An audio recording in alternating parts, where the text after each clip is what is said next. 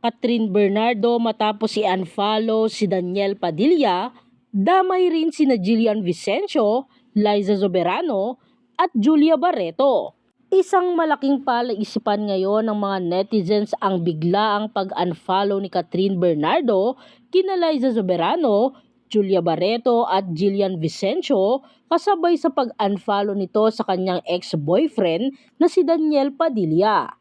Kung tutuusin, inaasahan na raw ng mga netizens ang gagawin ni Catherine Bernardo kay Daniel, pero ipinagtataka ng mga netizens ang tunay na dahilan ng pag-unfollow nito sa ilang personalidad.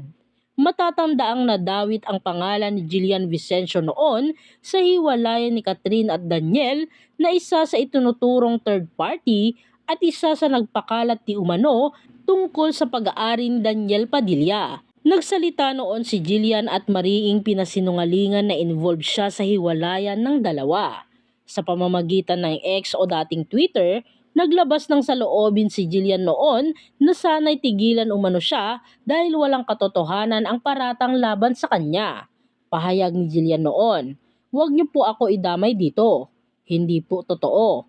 Bigyan naman po natin sila ng respeto." Pero base sa mga aksyon na ginawa ngayon ni Catherine Bernardo, tila ginalaw na nito ang baso dahil tila may basehan di umano si Catherine upang i-unfollow si Jillian Vicencio. Ipinagtataka naman ng mga netizens ang tunay na rason kung bakit maging ang aktres na si Liza Soberano at Julia Barreto ay kabilang sa mga artistang in-unfollow nito.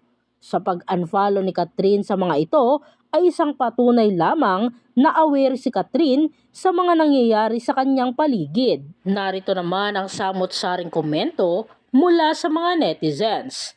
"That's her prerogative. Whatever she wants to follow and unfollow. If that's part of her healing and peace of mind, why not? Her account, her rules.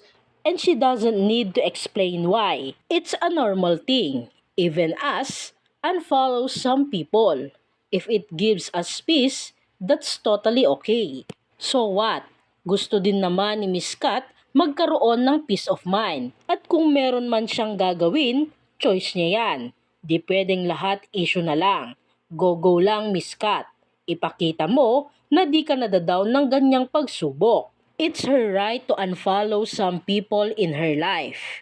The reason behind is none of our business. I do the same for a peaceful living." Lah, siya lang nakakaalam dyan. Vice versa. Dati, in-unfollow siya, tapos nag-unfollow ulit. Huwag nyo na masyadong dibdibin account niya yan. Kung meron mang dahilan, siya lang nakakaalam. Wala tayo sa lugar makialam.